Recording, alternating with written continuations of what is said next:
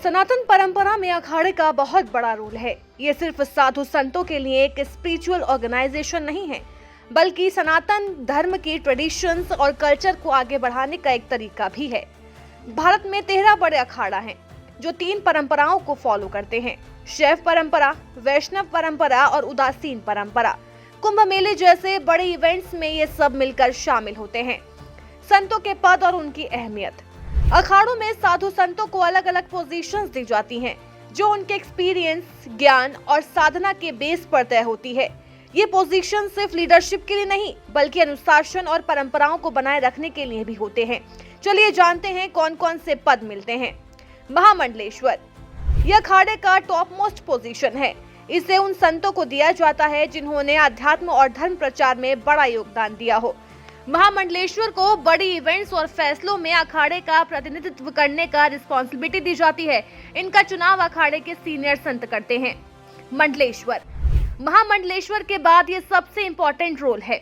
ये संत अखाड़े के एडमिनिस्ट्रेटिव वर्क और धर्म प्रचार में एक्टिव रहते हैं। इन्हें धर्म सभा और अखाड़े के अन्य फैसलों में शामिल किया जाता है।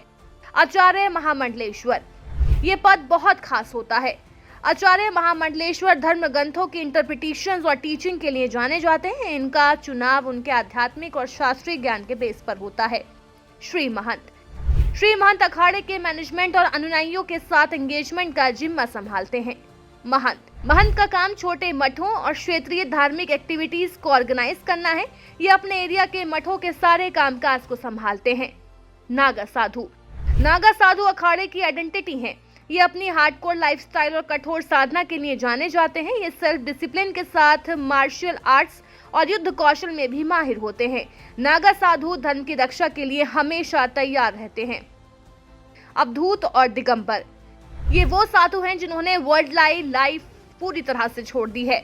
ये अपना पूरा समय साधना और तपस्या में बिताते हैं। पंच, अखाड़े के डिसीजन मेकिंग कमेटी होते हैं। ये लोग अखाड़े के इंटरनल मैटर्स और विवादों को सुलझाने का काम करते हैं। पंच का रोल न्यायिक और प्रशासनिक दोनों होता है। पद तय कैसे होते हैं? अखाड़ों में संतों के पद एक्सपीरियंस और गुरु शिष्य परंपरा के आधार पर तय किए जाते हैं। गुरु अपने शिष्य को उनके काम और साधना के बेस पर प्रमोट करते हैं। इसके अलावा अखाड़ों की आचार्य परिषद, जो सभी अखाड़ों की सुप्रीम बॉडी है, पद निर्धारण में अहम रोल निभाती है। अखाड़ों में संतों के ये पद सिर्फ रिकॉग्नाइजेशन नहीं है, बल्कि डिसिप्लिन बनाए रखने और धर्म के प्रचार में मदद करते हैं। इनसे अखाड़ों की परंपराएं और कामकाज सही तरीके से चलते हैं।